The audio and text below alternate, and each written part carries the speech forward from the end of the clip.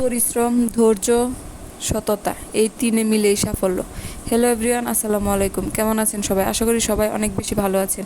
তো আজকে আপনাদের জন্য এই সুন্দর ড্রেসটির কাটিং ও সেলাই টিউটোরিয়াল নিয়ে হাজির হলাম আপনাদের মাঝে। আশা করি সবাই সম্পূর্ণ ভিডিওটি দেখবেন এবং পুরো ভিডিও জুড়ে আমার সঙ্গেই থাকবেন। তো চলুন শুরু করা যাক।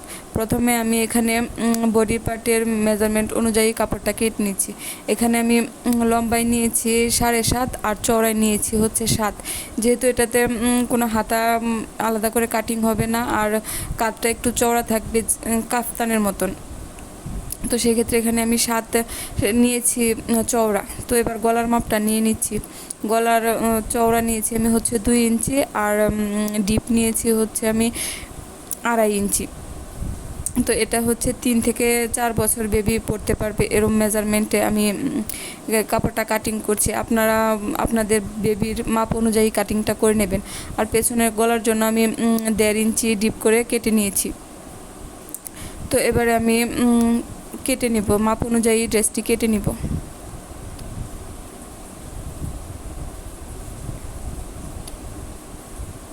তো এখানে আমি ড্রেসটি কেটে নিচ্ছি। তো আপনারা খুব খেয়াল করে দেখলে বুঝবেন আমি ড্রেসটি কীভাবে কাটিং করেছি। একটু মনোযোগ দিয়ে দেখলে আপনারা পারবেন আশা করি, ইনশাল্লাহ। তো এবার আমি নিচের দিকে একটু কোনাটা একটু ছাঁটাই করে দিচ্ছি যাতে করে একটু ঝুলে না পড়ে, 2 সাইডটা ঝুলে না পড়ে, তার জন্য আমি একটু কাটিং করে নিয়েছি। তো এবার উপরে পাটটা রেখে ভিতরের পাটটা আমি সামনের গলার জন্য কাটিং করে নিচ্ছি।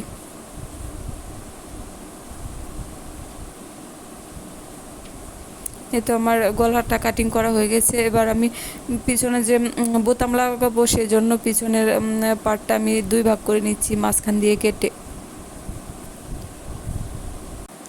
ভিডিওর এই পর্যন্ত যারা এসেছেন তারা প্লিজ দয়া করে একটি লাইক দিয়ে দেবেন। আপনাদের একটি লাইক আমাকে অনেক দূর এগিয়ে নিয়ে যেতে সাহায্য করবে।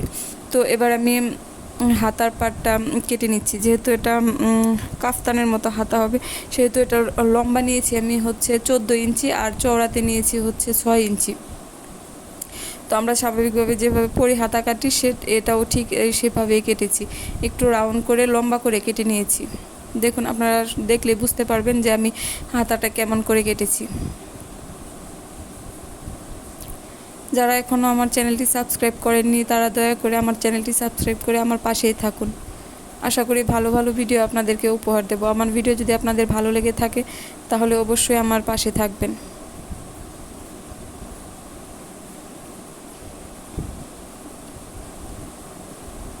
এবার হাতার সাইড থেকে যে কাপড়টা বেঁচে গেছে সেই সাইডের কাপড় থেকে আমি গলার জন্য পাইপিনের কাপড়টা কেটে নেব।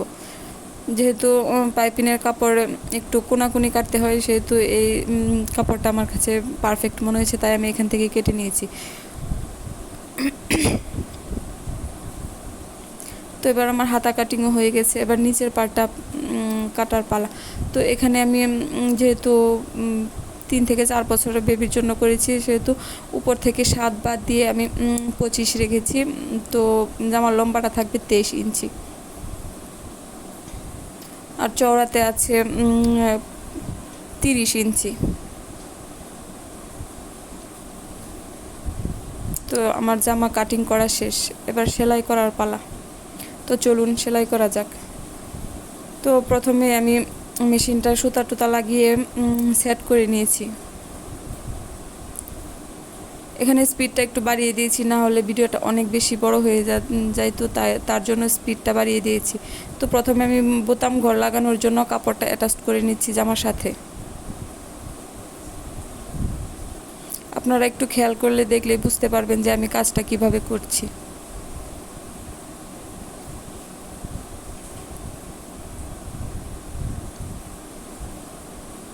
এবার বোতাম ঘর কমপ্লিট হয়ে গেলে আমি গলার পাইপিনের কাপড়গুলো লাগিয়ে নিচ্ছি।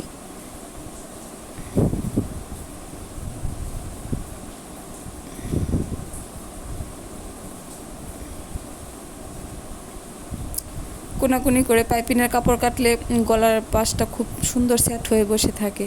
তো আপনারা চেষ্টা করবেন খুব কোনাকুনিভাবে জামার গলার পাইপিনটা কাটার জন্য। তো গলার পাইপিন লাগানো আমার শেষ। তো এবার আমি কাঁধের জোড়াটা দিয়ে নিচ্ছি।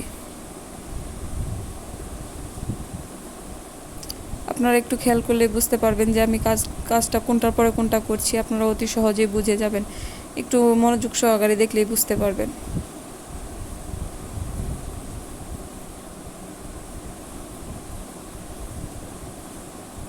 তো আমার কাঁধের জোড়া দেওয়া শেষ। তো এবার আমি কুচিটা, বুকের যে সামনের কুচিগুলো আছে সেই কুচিগুলো দিয়ে নেব।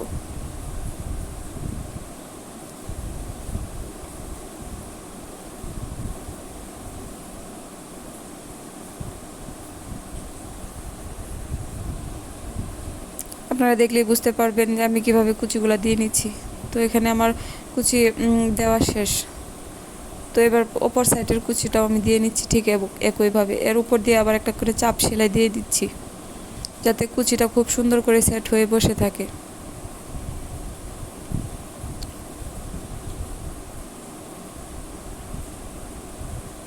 তো জামার কুচি লাগানো শেষ। তো এবার আমি হাতাটা লাগিয়ে নেব। হাতার সাইডের সেলাইটা আমি দিয়ে নিচ্ছি আগে।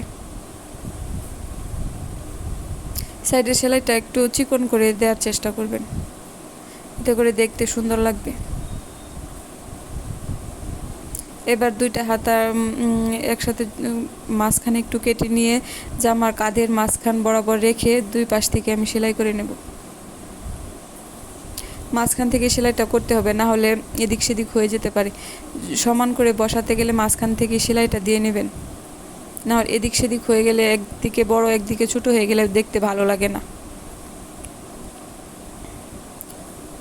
তো এই তো আমার হাতাটা লাগানো শেষ। তো এবার যে বুকের যে জোড়াটা আছে এখানে একটু একটু করে কেটে আমি উপরে একটা হাতার উপর একটা চাপ সেলাই দিয়ে নিচ্ছি, এতে করে হাতাটা সুন্দর হয়ে বসে থাকবে।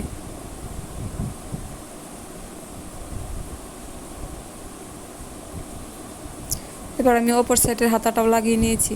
এবার বুকের কুচি থেকে নিচ পর্যন্ত আমি সমান করে ধরে সাইডটা সেলাই করে নেব।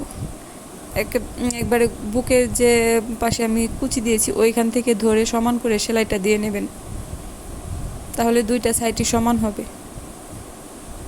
খেয়াল রাখতে হবে যে বুকের কুচির উপরে যেন সেলাইটা না উঠে যায়।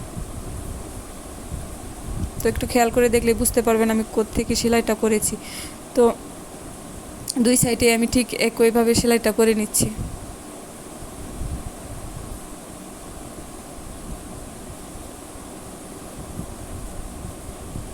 আরও যদি কোনো প্রশ্ন থাকে এই জামার বিষয়ে অবশ্যই কিন্তু কমেন্ট করে জানাতে পারেন, আমি আবারও উত্তর দিয়ে দেব। তো এবার নিচের দিকটা আমি ফোল্ড করে সেলাইটা করে নিচ্ছি।